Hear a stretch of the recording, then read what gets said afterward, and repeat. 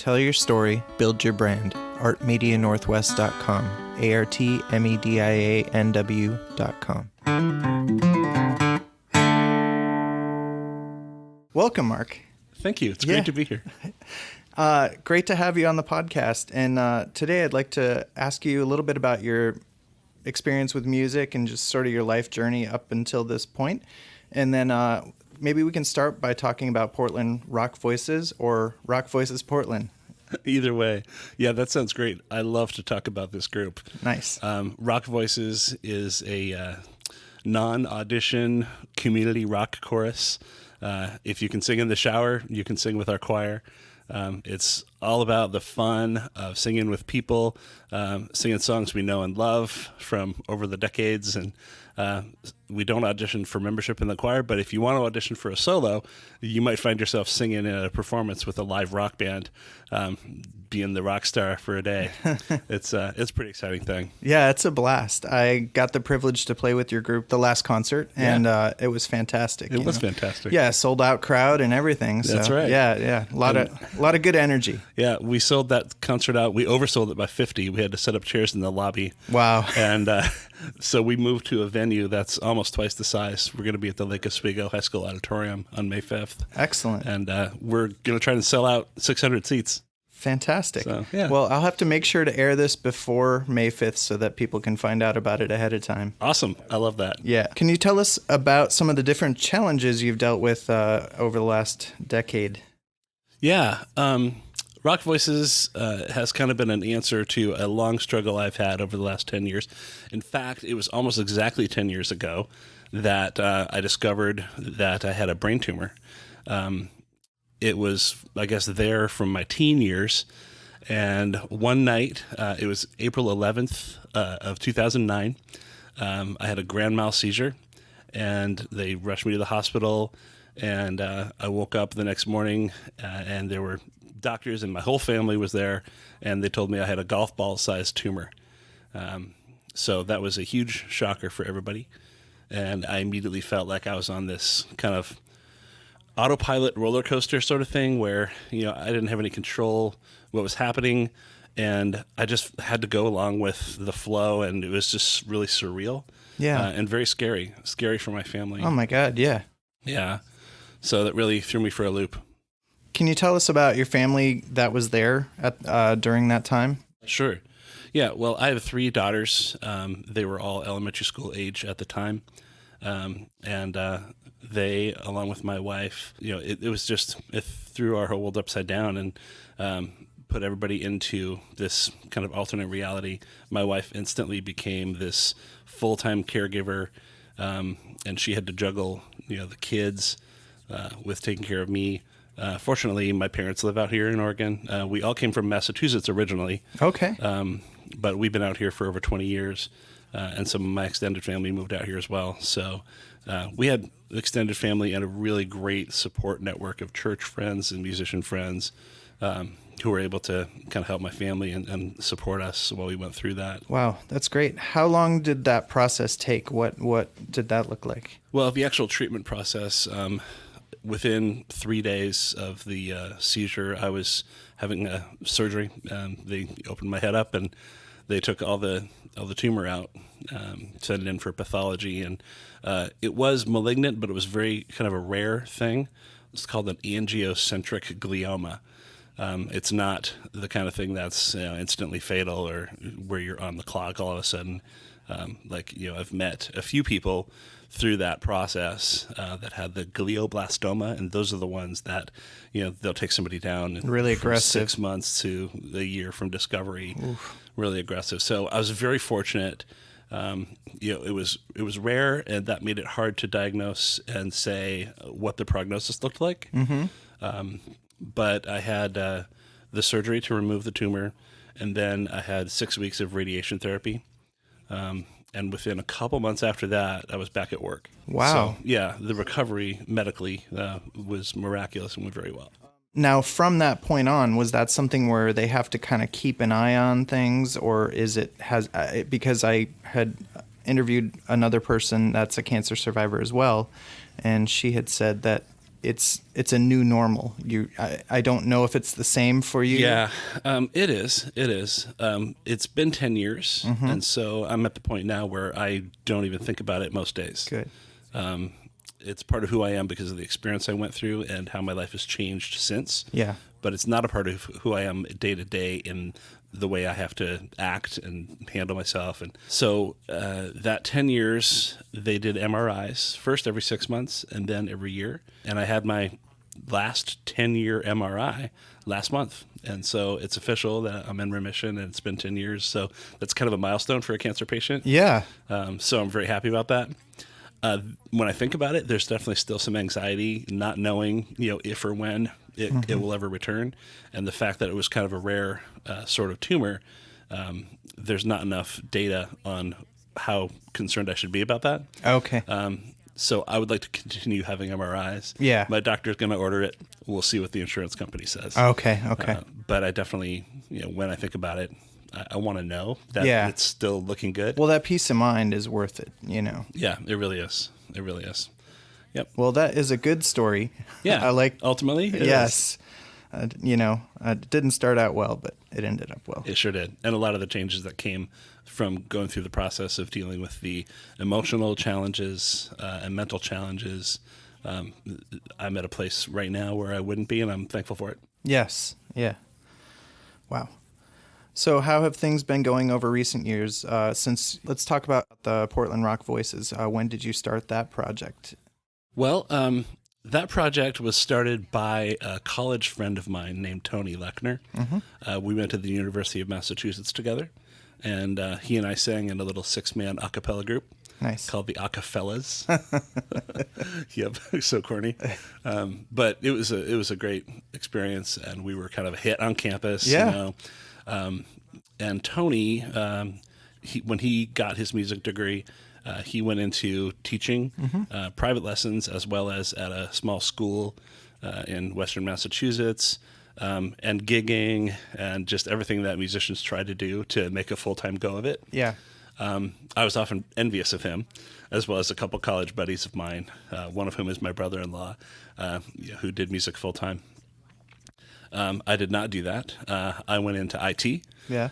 So I started on a help desk like 20 years ago, and now I'm the director of an IT department. Okay. And I love that work. But obviously it's not my passion because I'm so excited to talk about rock voices and my musical pursuits. So Tony started something called the Valley Rock Choir in the Connecticut River Valley in Western Massachusetts. And it became a pretty popular choir. They ultimately kind of morphed into doing all rock songs. And so they renamed it to Rock Voices. It grew, and it was so successful that it got over 100 singers in pretty short order. And he started another choir in the next town over, which is also over 100 singers now. Wow. So those two choirs, they put on their concerts. They sell out, 500. I think it's actually a 1,000-seat auditorium. Man. 3 times a year, and they pull from their. I think currently it's like 275 singers, and they kind of sign up for which concerts they want to do. And he's got to manage how many people he can fit on the stage per concert. It's pretty exciting.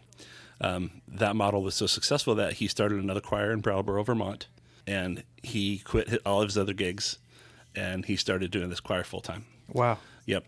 It grew and grew to where he knew he could support additional choirs, but he couldn't do them himself. Right.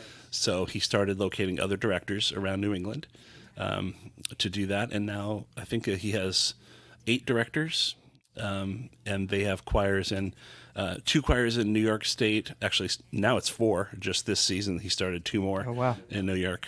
We've got choirs in Connecticut, New Hampshire, Vermont. Yeah, I think that's all the states back east. And then since I knew him, and he had been kind of saying, hey, you need to start a choir out in Portland.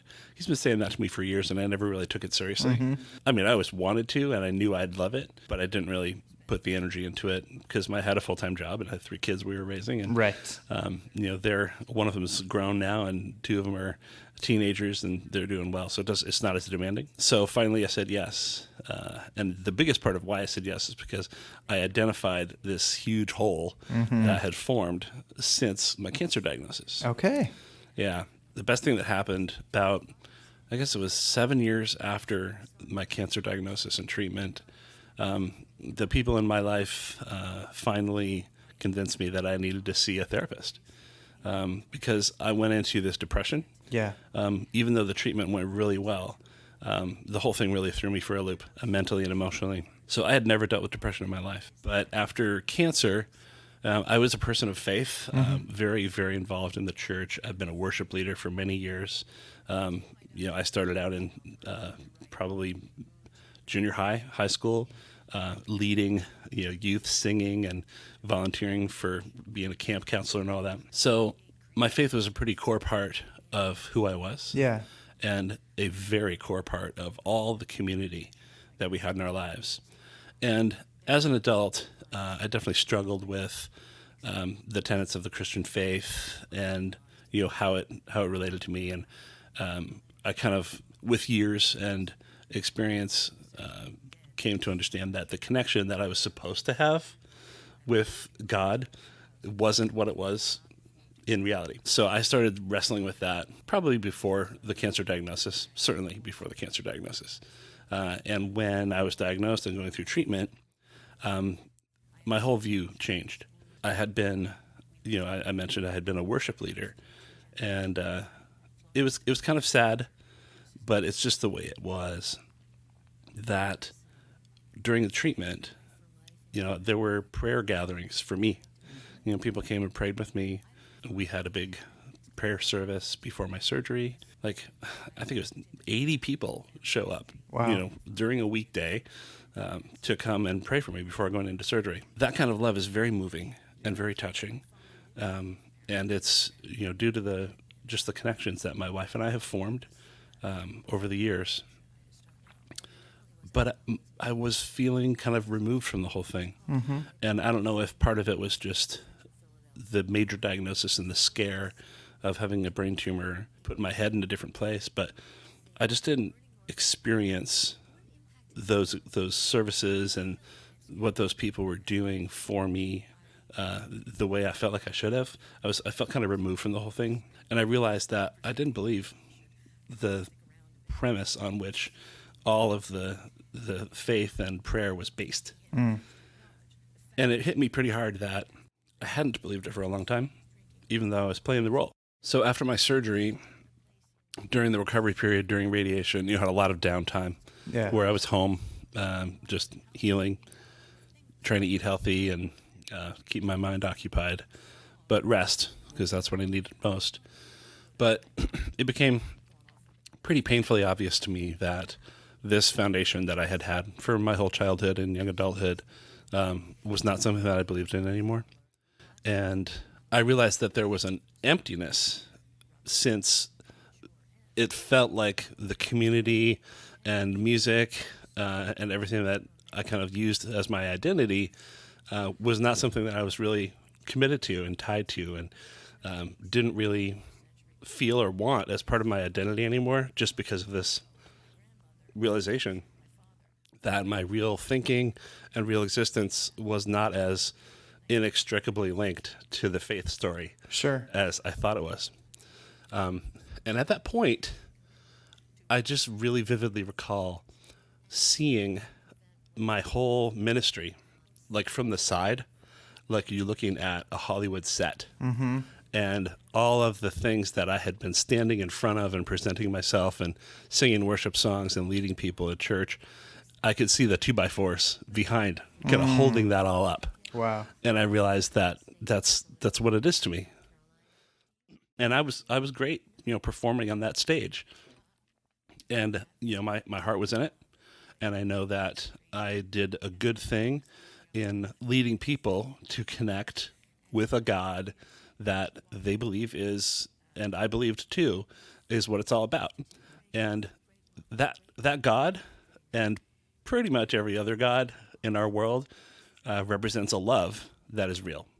The love, the community, the connections, the caring, all of that is real, And the no music, matter what. The music is part of that. I Absolutely. think. Yeah.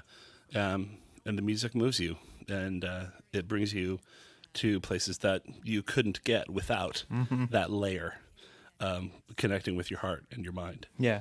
So I felt good about that. I still feel good about that, because Sure. I know it brought a lot of people to at least a community and a love that people need in their lives. That's well And I put. still feel good about that.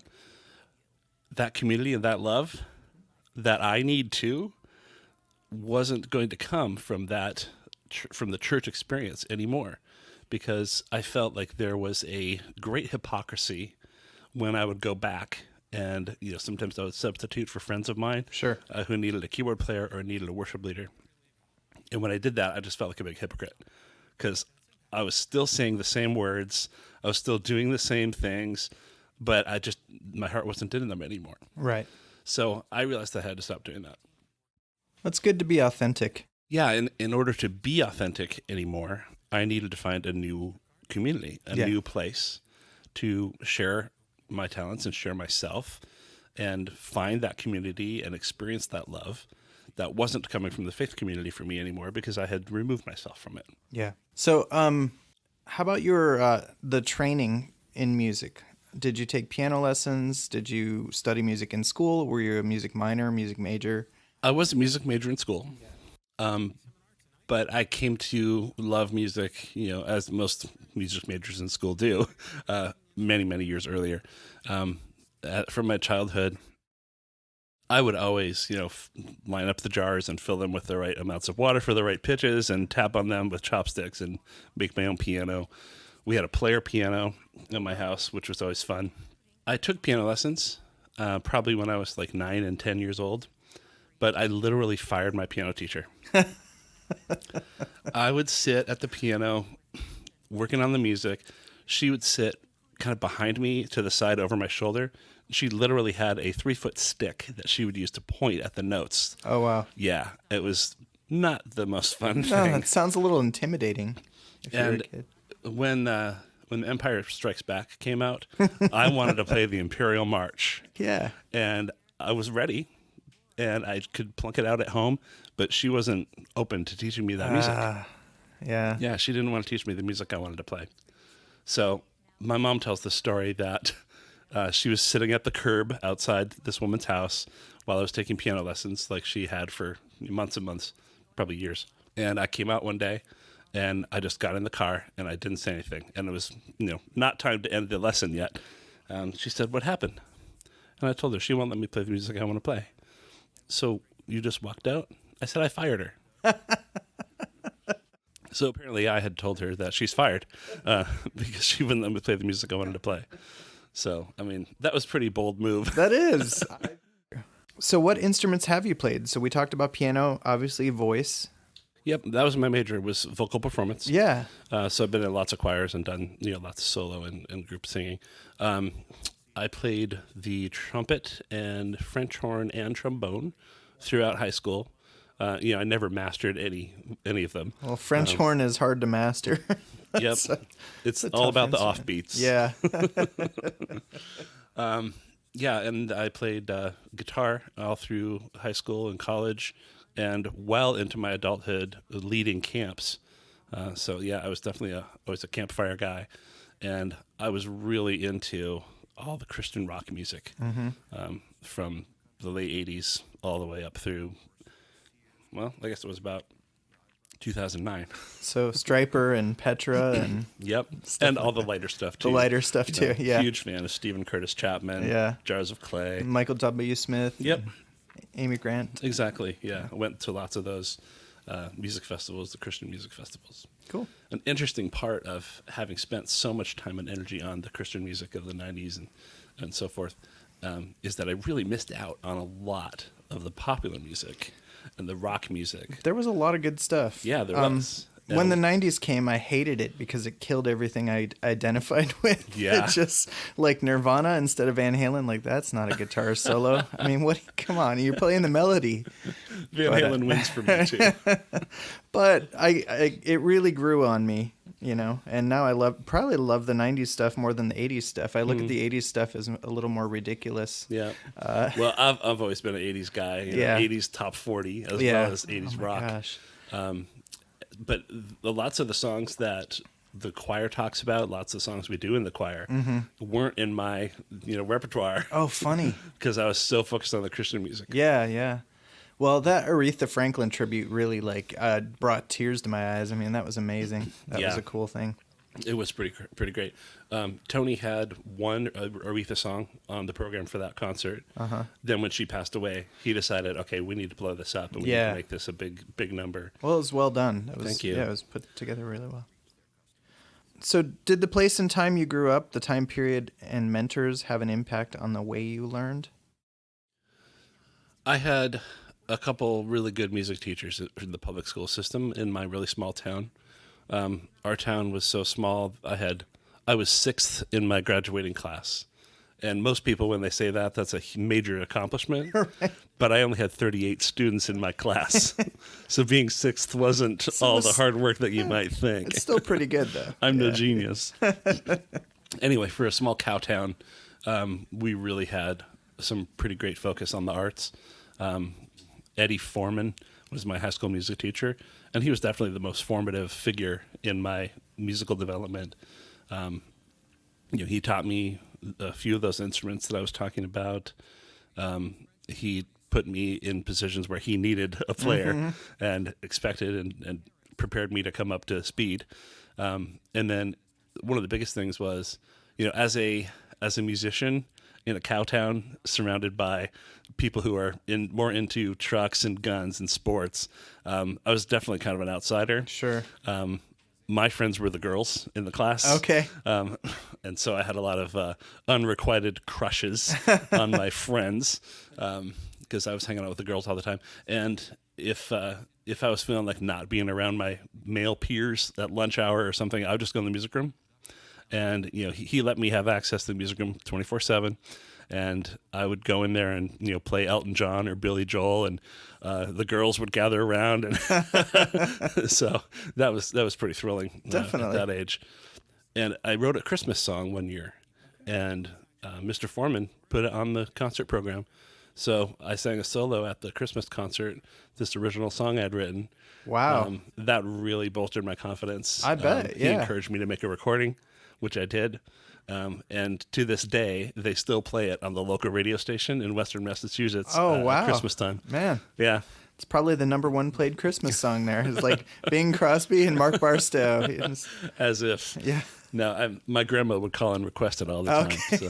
So you may be right. It might be the most played. And I'm sure it's not anymore because she passed a few years ago. Oh, okay. So in your opinion, what are some of the best ways people can cultivate the skills that you've learned? Well, I think like with anything that you're interested in doing, you have to do it. I mean, you have to pursue it. I don't have anything revolutionary to say about that except, just follow your heart. Yeah. Like that's revolutionary. All I did was, I knew from a very young age that I was into music. My family supported my, putting time and energy into it. My mom drove me to all those lessons that I ultimately fired my teacher from. They supported my silly composition pursuits in like middle school. So just do it. Yeah. And hopefully you don't have to do it alone, because doing artistic pursuits in community, I think, has a particular power. I mean, obviously there are things like painting or meditation, things that are by design typically more effective as an individual. But as a social person and as an outgoing person, I was so lucky that I had my church youth group to sing along with. They gifted me a guitar in high school. Nice. I was playing on a beater, and my youth leader and my fellow youth group members, they all pitched in and they got me a guitar for my graduation one year. So having the support of people who love you and encourage you in whatever you're trying to pursue, that was huge for me. Yeah. Yeah. Well, that's a blessing. That's a good thing For sure. to have. How should people find their passion or start their creative life if they don't feel like they have a direction? Yeah, again, that's the kind of thing that can't really happen in a vacuum necessarily. I mean, I think people are probably particularly gifted if they're able to discover and nurture a creative pursuit on their own. Some people, I think, have it so innately in them that it's going to come out of them no matter what the environment is. But when you identify something that brings you joy, especially a creative pursuit that creates beauty, I would say if you start to identify something like that in your life, find other people who feel the same way and do the same thing, because it's going to make you better at it, and it will give you more and more opportunity to develop it, share it, grow it exponentially. Plug into some sort of organized group that gives you a forum to share what you're creating. Okay. That's the good. biggest thing I found. So how has technology changed art, photography, creative arts in general? I would say that I have a love-hate relationship with technology. You're an IT guy, so Yeah, it's that's correct. understandable. Exactly. If I wasn't working in technology full-time for so many years, I might feel differently about it. Mm-hmm. And I know it doesn't go to the how it affects creative pursuits directly, but I used to always be the gadget guy. I would get the latest, greatest, MIDI, controller, and I would always seek out the gadgets, both for music as well as for just in general. And the longer I worked in technology, the less I became enamored with the technology that we have access to. And now it's so much of it is just kind of a pain in the butt. Yeah. But as far as how it's impacted creativity and artistic pursuits, yeah, I'll never forget getting my first digital camera. It coincided with the birth of our oldest child. So I've got hundreds and hundreds of pictures of me showing my first digital camera to others. Like, I took selfies of me and 100 people probably over the first month of me saying, hey, check this out, holding up the camera, them seeing themselves on the screen for the first time in their lives, and that weird look that you get on your face when you're fascinated, happy, and concerned all at once. Yeah. Like, what is this? So I've got a hilarious series of photos. Digital photography is probably the one that's impacted me most. But I'm sure that's not a unique thing. Many, many people could say just how great it is to be able to take as many pictures as you want without having to pay for them. That's my passion right now. Yeah. And I'm taking sometimes well over 1,000 photos a week, or even in a day or two. Yeah. Yeah. So that's... And then managing storage becomes the problem. Exactly, yeah. Which is another pain in the butt technology Google concern. Photos right now is what I'm using. I just upload them to that. Musically, lots of the most rewarding experiences I had within a certain period of my life were due to the fact that I was able to totally recreate a song to a pretty exacting degree of specification with a sequencer and a synthesizer. I remember there was one vacation and I didn't have anything going on back in my early 20s. And I completely recreated Sting's song, The Russians. Oh, wow. On what was it, an 8088 PC with a MIDI interface. And I think it was a Yamaha DX7. And it was so rewarding to just be able to put the effort into learning and then recreating all the nuances in a produced studio recording like that. Yeah. That was a ton of fun. That's awesome. And also back in high school, I had a little Casio keyboard with a sequencer on it. I think the sequence record button was right next to the bossa nova button. So occasionally you would Yeah. go into a bossa nova beat. Yeah, I super glued mine on my keyboard because I kept hitting it when I was trying to compose for my theory classes and stuff like that, and it would just start this random obnoxious beat going. I'm like, oh my god. Multi-track recording is another one. Just having an analog multi-track recorder when I was in my college composition classes, and being able to produce 4-part original choral arrangements and being able to sing all the parts myself. And, wow. Submit that to the professor. Those kinds of things. I guess I would say I love the way technology makes it possible for a creative vision to become a reality more quickly and simply. Yeah. I think that's great. That's huge. Yeah. What are some challenges that you faced during your study or training in music? I think the biggest challenge that I faced during my training in music was myself, because I'm sort of an impatient learner. I want to just do instead of take the time to really learn it. Case in point, the piano teacher, Right. who knows how much better a pianist I would be if I had stayed with her. You don't know. I should have gone out and I should have asked my parents, can I get another teacher? Right. But instead, I think they just probably gave up on that endeavor, and I didn't ask for that. Right. I was only 10, so what did I know? But instead, I started playing along with the radio. Yeah. I would record my favorite songs on cassette, sit down at the player piano, and plunk them out until I could play right along with Billy Joel and sing at the top of my lungs. Nice. That led me to becoming the musician I am today.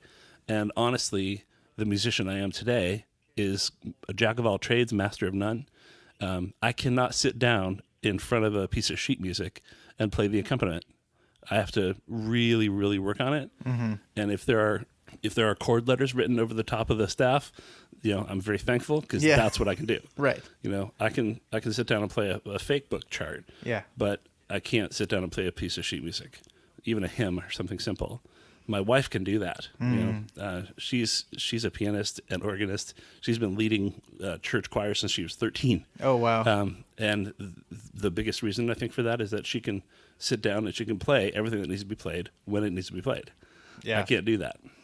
It's a different skill. Yeah. Yeah, very much so. Yeah. I mean, talk to, how do you get a guitar player to turn down? You put sheet music in front of him. That's, that's yeah, because, most guitarists, I studied classical for about 7 years, but, if I have the choice of reading music or not, I'm going to not read the music. If I need to memorize something, I'm not going to sheet music to do it. I'm going to watch a YouTube video where I can play through the song twice and I have it memorized. Absolutely. Same of the time. For sure. Yeah. And it's a bit of a setback for me as a choir director. Mm-hmm. With Rock Voices, I can't play all 4 parts concurrently. Right. Unless I practice it.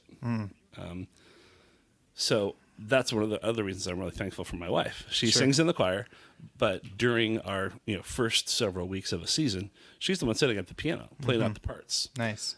It's extremely helpful. Yeah, definitely. But if you need to play like the alto part or whatever, if there's a 4-part, I can play a single part. Yeah. Sometimes I can even play 2 parts at a time if it's not a bad key. So what is your day job and how did you develop the skills needed for that? Well, I've always been interested in technology. I remember in junior high, I wrote a computer program in BASIC for my parents for their anniversary, and I had the letters of each person in the wedding party at the top of the screen and some lines for the aisle. And then I had a M for mom and a D for dad, and they walked it down the aisle. So that's kind of cool. It's a very thoughtful gift, actually. Yeah. It was on our PC Junior. Uh-huh. So I always had fun with computers. I remember I volunteered to help a elementary school computer day camp during the summer. So the computers have always come pretty naturally to me. And at one point, we had just moved to Portland. I had a job selling toner cartridges and cleaning printers, and I wasn't really into that. So after a couple of years of that, I decided I was going to try a go at being a full-time professional vocalist. Young and naive. I printed up some business cards and a resume, and I started talking to funeral homes, wedding coordinators, and I was going to be the church service singer. There you go. That didn't really pan out as a full-time gig. Yeah, that's not a easy business plan to sell. I was pretty naive. That's okay. I get it. I had gigs here and there, but I was looking for a full-time job. I found an ad in the paper for a half-time assistant to a systems administrator at a consulting firm. So I wrote a great cover letter. It basically said, sick of doing this, and this. I'm your man. I can help you out. You don't have to worry about this stuff anymore. That's pretty much what I said. So he interviewed me. I started a couple weeks later, and I think it was about 6 months until I was full-time. And that was the beginning of a 20-year career in IT support and services. Wow. Yeah. So, and it really thrilled me for a really long time. Yeah. And as technology evolved and it became harder to stay current, and I got more and more into management and less in the hands-on technology, my love of tech just kind of like normalized into the everyday grind that most of us find our jobs are, if it's not what we're passionate about, around age 40 probably. Yeah. So that's what technology is for me now, and that's my day job. And I work for a company that I love with a lot of fantastic people that I love taking care of and helping and supporting in an industry. It's the accounting industry, which is very challenging as far as software goes. So there are lots of challenges still, Definitely. and lots of change happening in that industry and in the technology industry. That's fun to usher a company through. So I like that a lot. Yeah. Still, it makes me happy. Well, and I'm sure people appreciate you, the fact that you're able to kind of help solve their problems that they're running into, Yeah, definitely. so they can do their work. Definitely. And that's where the thrill is. Yeah, in helping people. How have you learned to overcome adversity? Get a therapist. I'm serious. If you are experiencing adversity that is really kind of rattling your core, for me it was the cancer, the realization about my faith, and just that whole period. And someone I know and love and trust who had experience with a counselor recommended this specific counselor to me because she thought it would help me get unstuck. Mm-hmm. And with that particular type of adversity, I think that's what you got to do. I think there are things happening in our heads that we cannot unravel by ourselves. I think there are simple things that we know about ourselves and about our passions and about what makes us most satisfied and most actualized that we can't access until we break through some of the crap that's standing in the way. Yeah.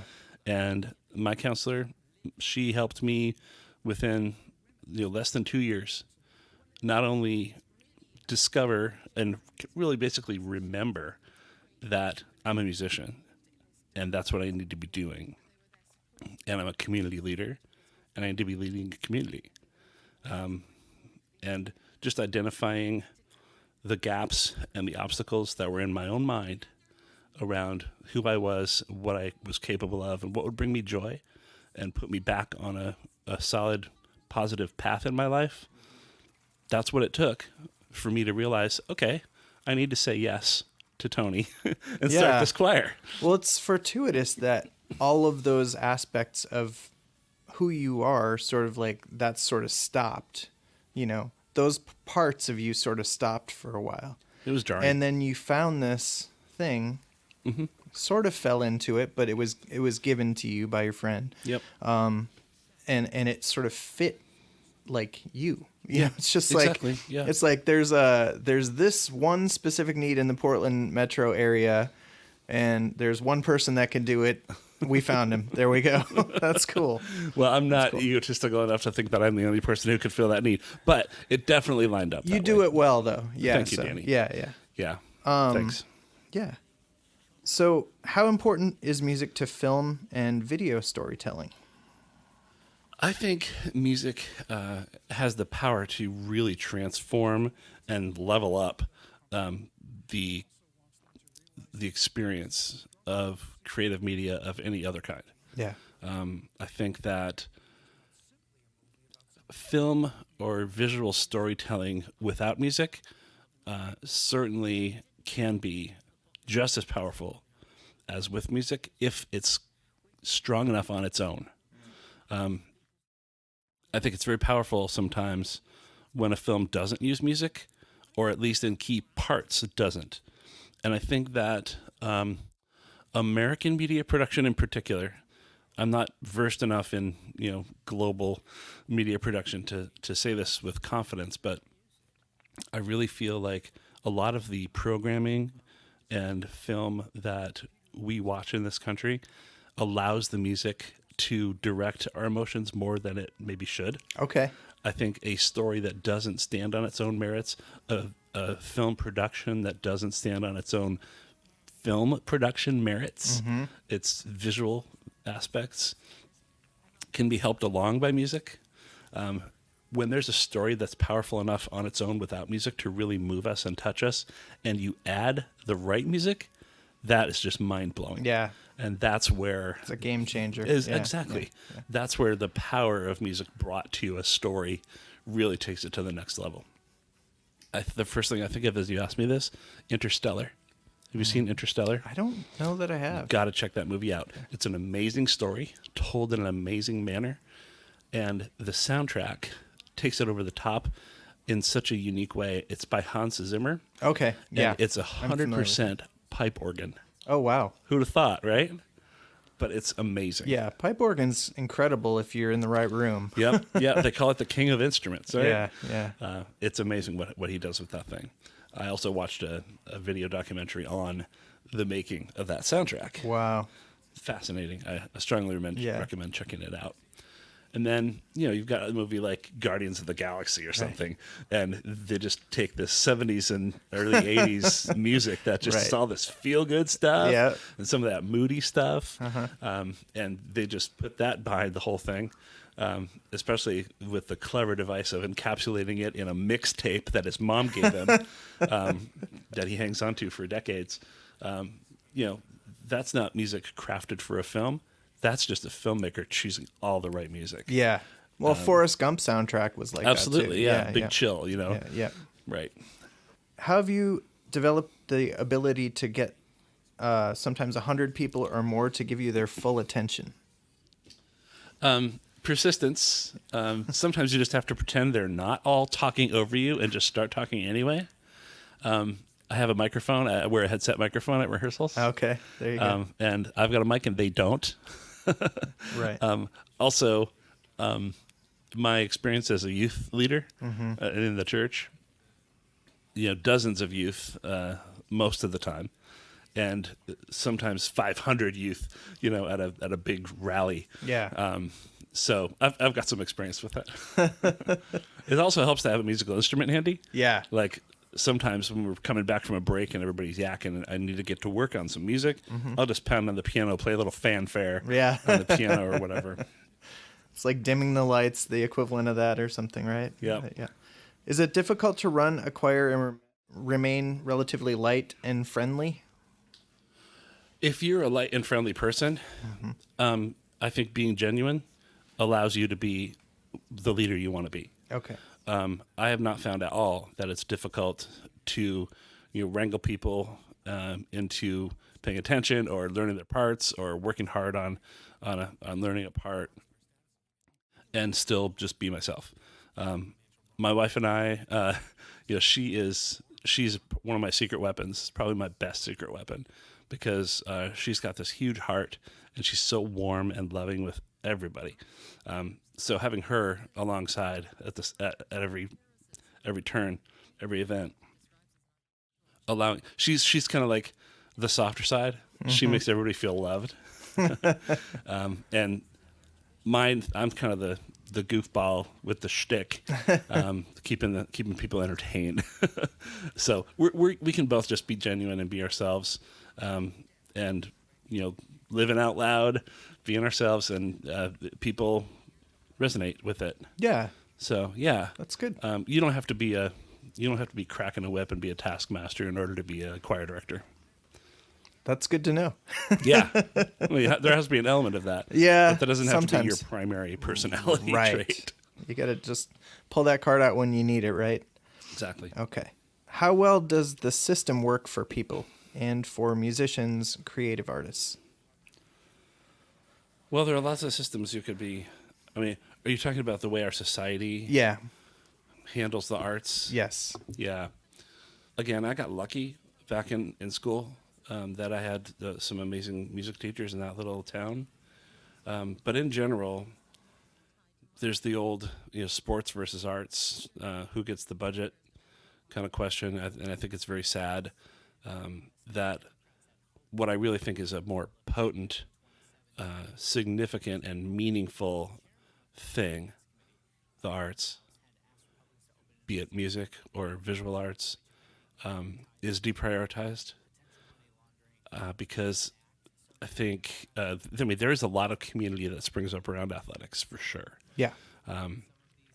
I was never the athlete and always the musician. But I think that we're neglecting a more subtle and significant and meaningful part of ourselves if we don't support the arts just as strongly as we support sports, or even academics. So I think for a lot of our society, the power of the arts is so subtle. It's not as powerful as a cheering stadium, or as powerful as the crack of a bat or a goal. Those things bring about really powerful, immediate rush and joy, and there's community in that. Timber Nation, that's meaningful stuff, and that's real stuff. People build some of the most meaningful community in their lives around that kind of thing. And that's why I think it's sad that the more subtle experience that we have internally, and especially when it's shared among other people, either in the audience or on the stage, that are experiencing a significant and meaningful internal joy or sadness, whatever it is that the art moves us toward in that particular case, for that to translate into it getting underfunded is very sad. Yeah.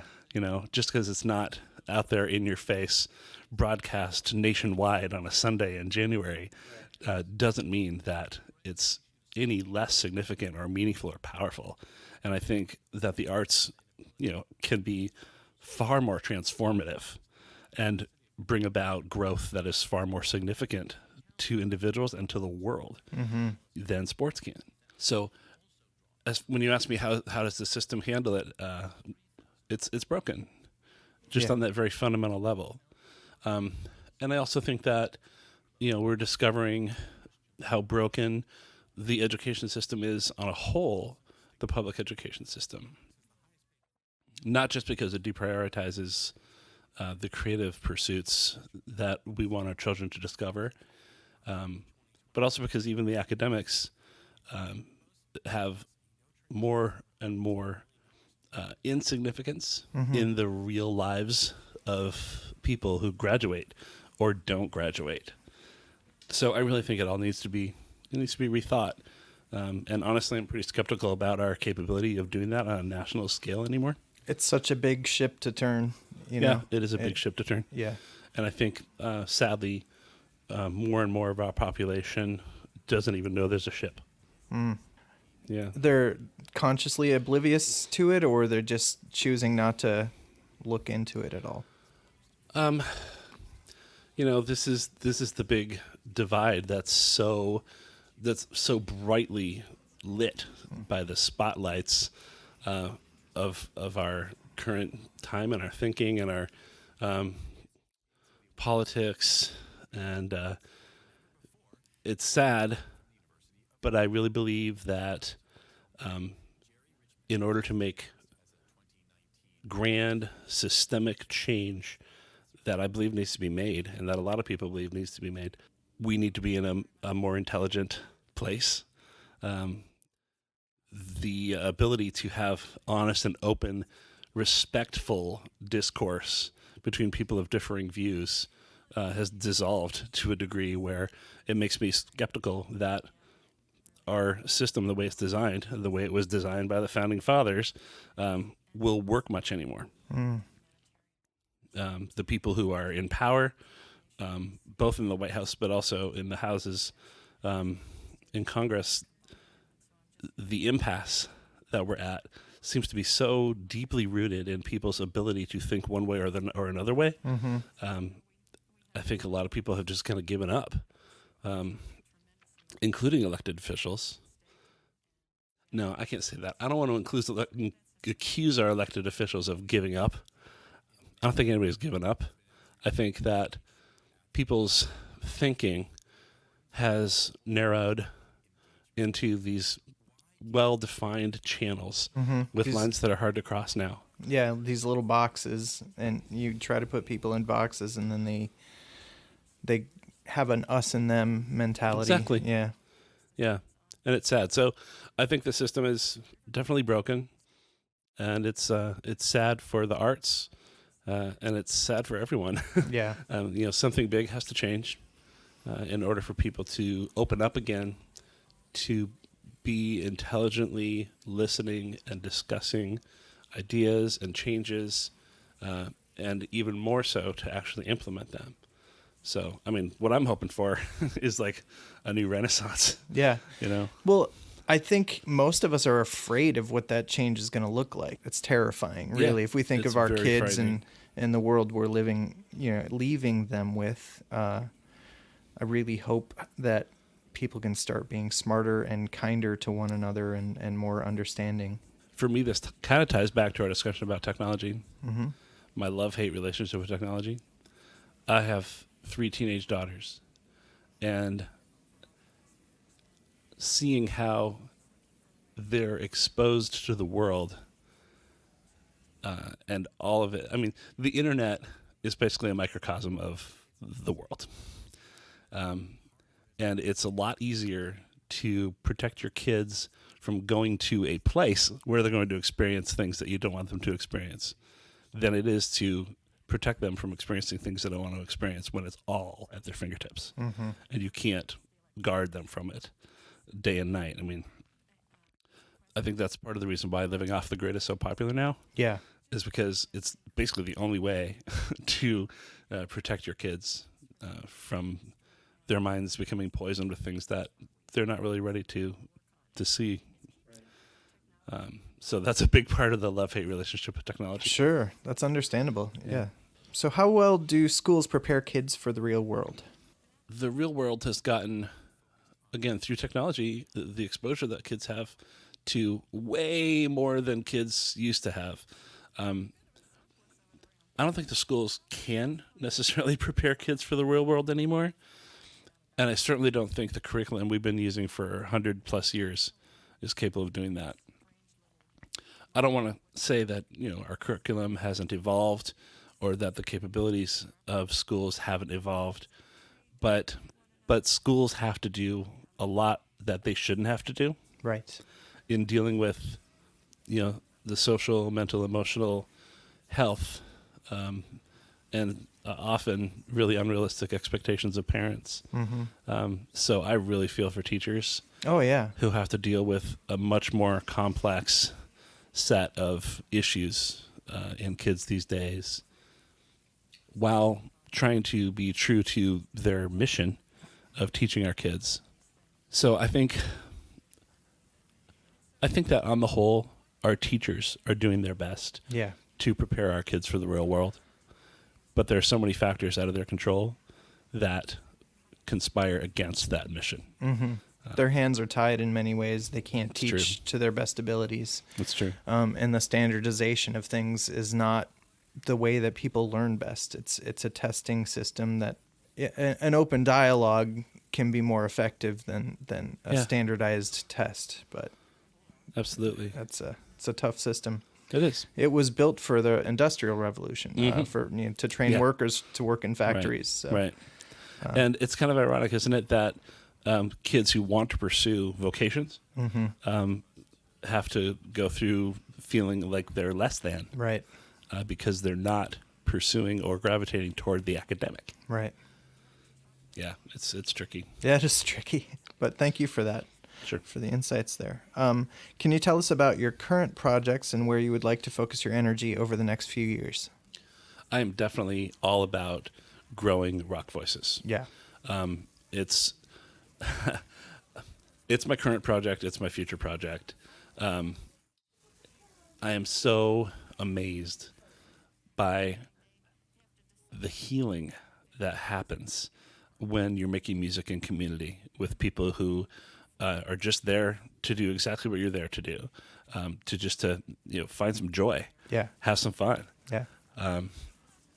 I thought that I was doing this as a healing measure for myself, and it immediately became obvious to me, the first rehearsal, how much bigger than me this thing is. Yeah. Because there are people who are broken in so many different ways, and in so many ways that people have in common with other people in the group. Mm-hmm. There was a story in the Lake Oswego Review about us, and the reporter entitled it "The Sounds of Joy." Nice. And it's the joy and the complexity of the connections between people and the types of joy and the types of healing that people are experiencing. It's just blowing me away. It's totally blowing me away. transformative to It's a lot of people. transformative. Yeah. Yeah, that's right. Awesome. Exactly. So I want to grow it. That's cool. We might have over 100 singers in our next season or two, and that's awesome. It wouldn't surprise me if we get to the point, if we keep advertising the way we have been and the word of mouth gets out and our 600 concert attendees talk to their friends about it. It wouldn't surprise me if we need to split into 2 choirs. Yeah. And I'm up for it. I'm interested in, having rehearsal on 2 nights a week and having 2 concerts every season. Yeah. So that's definitely my creative focus. Excellent. What other artists and musicians, photographers, creative people would you recommend checking out? I've experienced so many different types of music. I don't follow very religiously visual artists. I don't know many. I can't really speak intelligently about recommended photographers, painters, playwrights, theater productions, etc. And my musical tastes have been so varied that I would have to think quite a bit about what's influenced me most. And as I mentioned, I spent like 20 years in the Christian music arena. Right. So I know there are Christian artists that I've already mentioned, Stephen Curtis Chapman, Michael W. Smith, Jars of Clay. There was a band called PFR that had a big influence on me. Lots and lots. As far as mainstream artists, the Police were huge for me. Billy Joel, Elton John. I was really into a little electronic British duo called Yaz for a little while. Naked Eyes, just some of these 80s pop acts. Lots of big artists. Man, Michael Jackson, that Thriller album, I really hate knowing how twisted he was and the things that he did in Neverland. A lot of people don't even want to listen to his music anymore. Yeah. I haven't seen the documentary yet. I haven't either. Kind of breaks my heart a little. It totally breaks my heart too. Absolutely. So much good music and so significantly tainted. Yeah. It's really difficult. Yeah. I try to separate the music from the person at this point. He was really talented, though. Undeniably. If you listen to the Off the Wall album, and the raw tracks that they recorded in their living room or whatever, I mean the energy was just the same as the studio production. With 3 teenagers in their living room. It's incredible. I listened to Quincy Jones talk about how blown away he was when he heard some of the Thriller tracks. Yeah. Undeniable talent and mastery. Yeah. Genius. But the reality's out there, and the truth is out there about the other stuff now. And certainly don't want to make any excuses, but people are broken. Yeah. Some people are broken in big, sick, illegal ways, and it's hard to separate the person from the music. And when you think about the masters of old, who knows what kind of sick and twisted stuff Mozart was into. There is a lot of that, and some of it's obviously like embellished in the movies and stuff like that. But we don't know. But I know that there's a lot of soap opera type music history things as well. People throwing themselves off of bridges and all that kind of stuff from because they couldn't reach more than an octave with their left hand. Oh my gosh. It just the music comes from humans. Yeah, it's true. And good and bad. Yep. So what are 1 or 2 memorable stories from your music career so far? Well, I can tell you some of my personal memories.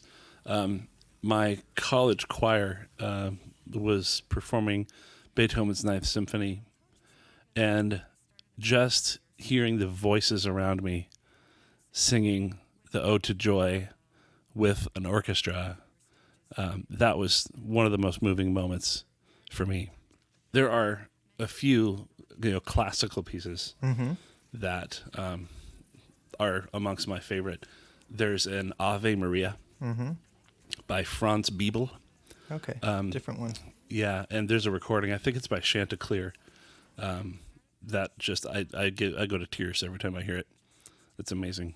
I was on top of the world when we were doing some Take Six music. Take Six is a cappella sextet. When we were doing the acapellas back in college, I was the high guy. Oh, okay. So we did this song called Getaway Jordan, and it ends with a trill. I think it was an A flat, B flat, above the staff. Wow. Yeah, and I used to be able to sing So a up whole there. step trill back and forth like Yeah. that? Wow. Way above the staff. That was a huge thrill for me. I guess it's just a memory of doing that on stage and watching people's eyes pop. That was fun. My most significant recent musical memory is definitely our first Rock Voices concert. Yeah. We had 32 singers, probably a couple hundred people in the audience, and just the power of the joy and the fun in that room. It really, I'll never forget that. It was the beginning of Rock Voices Portland, and it was so intoxicating just to feel the fun and the joy coming back at us from the audience, to see the smiles of the people who had never done this before standing there in front of me trying to sing all the memorized lyrics for an entire program. The band, playing with a rock band. It's just, it's a powerful, indelible memory. Yeah. that I'll always have. That's amazing. Yeah. And you'll be doing more of it. That's right. Yeah. For years to come, I hope. That's great. And so May 5th is the next one, right? Yep, that's Okay. right. 4 o'clock on May 5th at the Lake Oswego High School Auditorium. All right. What would be your advice to 16-year-old Mark if he would listen? 16-year-old Mark. So 16-year-old Mark was kind of intoxicated on love. Okay. I never drank, so it's not that kind of intoxication. But my wife and I met when I was 16 and she was 20. That's a big age difference for that age. It is. Now it's no big deal. But, oh man, I was so on cloud nine. I'm pretty sure 16-year-old Mark wouldn't have listened. If I had something to tell him, it would probably be go back to piano lessons.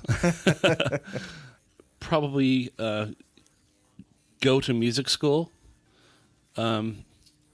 This is strange. I started out my college career at the University of Hartford in West Hartford, Connecticut, and the Hart School of Music is there. Great music school. Yeah.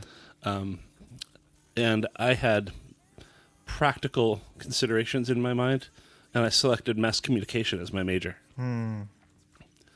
So for my time at Hart Music, I was just kind of dabbling. I wasn't majoring in music at that point, and this incredible music school was like right there at my fingertips, and it was just kind of extracurricular for me. And then once I realized that I did want to major in music, I went to the University of Massachusetts, and they have a good music department, but it's not a dedicated, prestigious music school.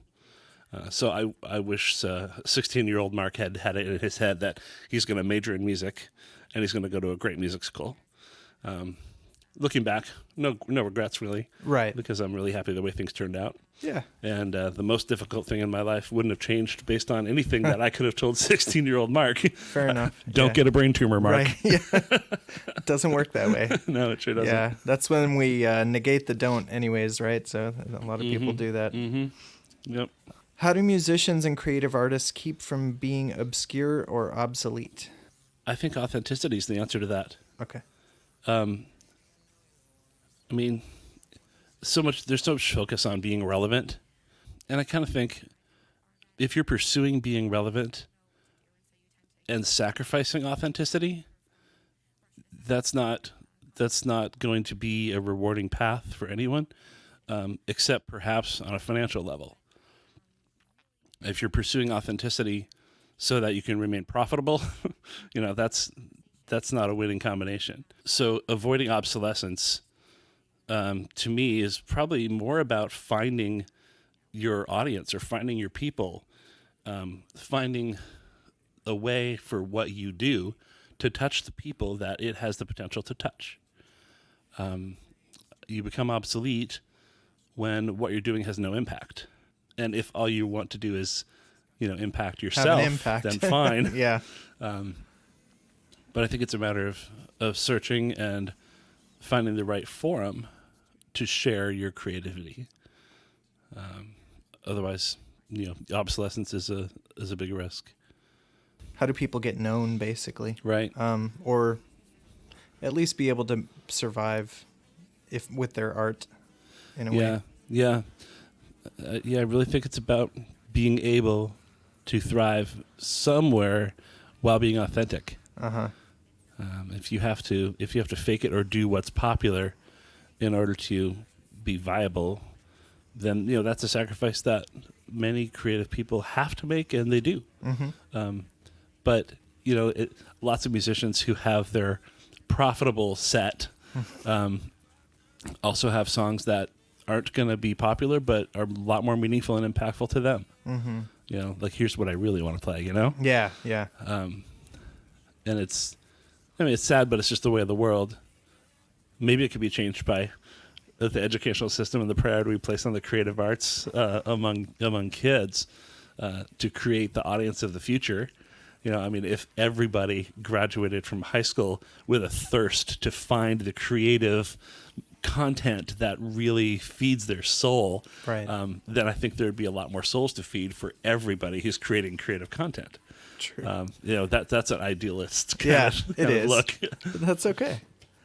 Sometimes we have to start with that, and then it morphs into what it's going to be. Yeah, if John Lennon had written Imagine about how the music biz could be and should be, it would probably go something along the lines of what I just explained. Probably. You've somewhat answered this. How important do you feel music and the arts are to society?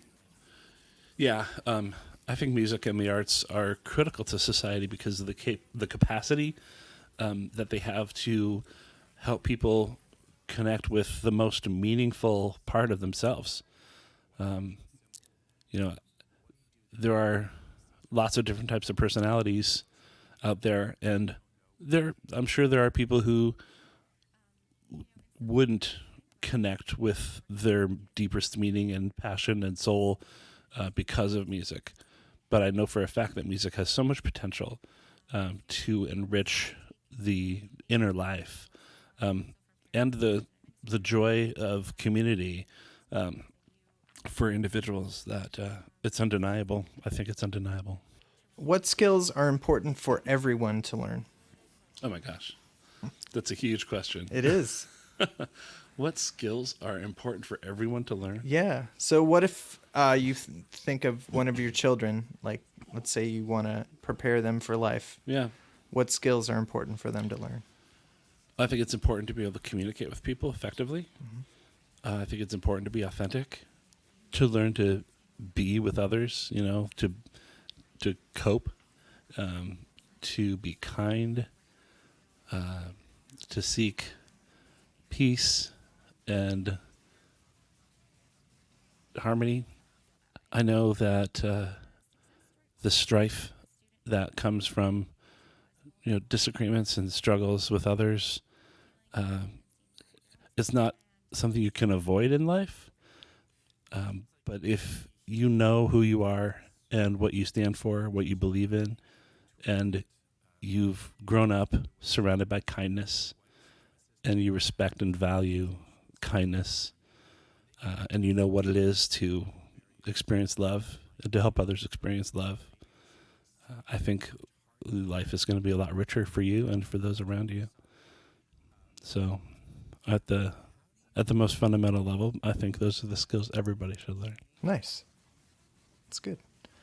How can music and art help people, and have you seen an impact? Any examples? I know you've already given some, but... Yeah. When I think about how music and art can impact people and help them, definitely the example that's right in my face is just that healing that I talked about. Bringing together people around anything that is positive is going to be impactful for those people. But joining voices together has a power that I think is unique. It's your voice. It's part of your body. It's part of you. It's something you use all the time.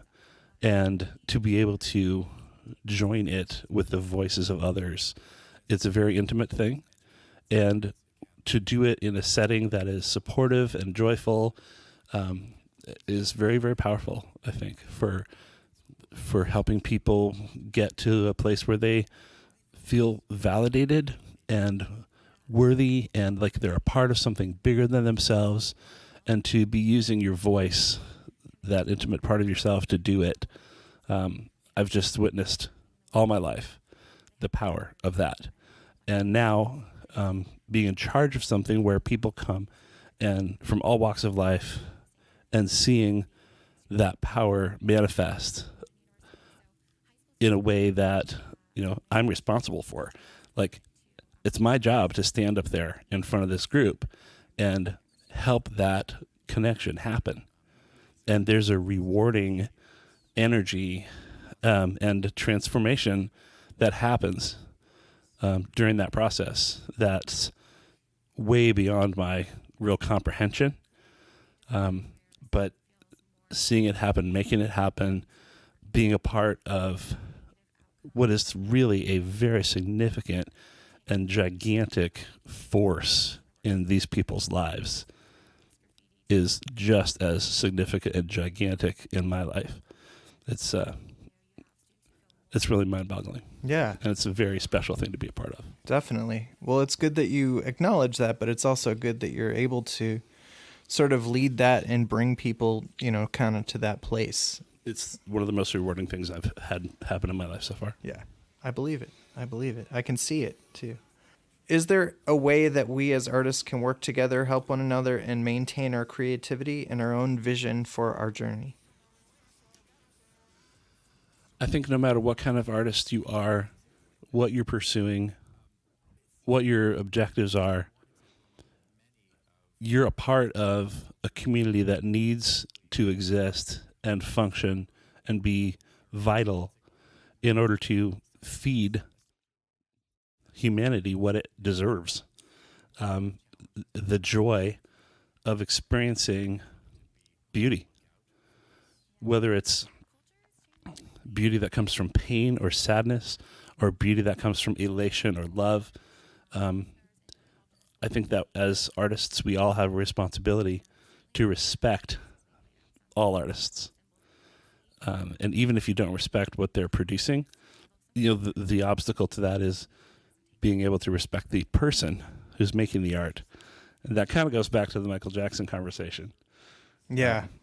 It's very, very difficult to separate the person from the art they produce. But if the art has merit, and that's a whole other conversation. If it moves you in some way, I think the power that comes from the notes or the rhythm or the tones or the color of the paint or the experience of the audience in the theater, the power that comes from those things is undeniable no matter who it comes from. So it deserves its own respect. And I've gone way off in my mind. That's okay. That was pretty well put. Well, Mark, are there any questions I should have asked you that I have not? And anything that you would like to just kind of leave the audience with? Yeah, I think the only other thing I feel compelled to say, Danny, is thank you.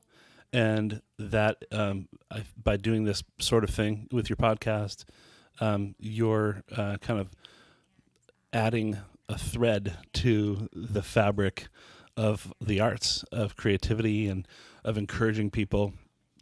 We all can learn so much from others. Yeah. And any way that people can bring the knowledge and experience of others to a larger audience, I think should be respected and appreciated and applauded. So I'm glad you're doing this. Thank you. And thank you so much for your time and for your work with Portland Rock Voices. And I wish you great continued success with your music and with your family and with your life. So thanks, Mark. Thanks a lot, Danny. Find out more at artmedianorthwest.com. ARTMediaNW.com.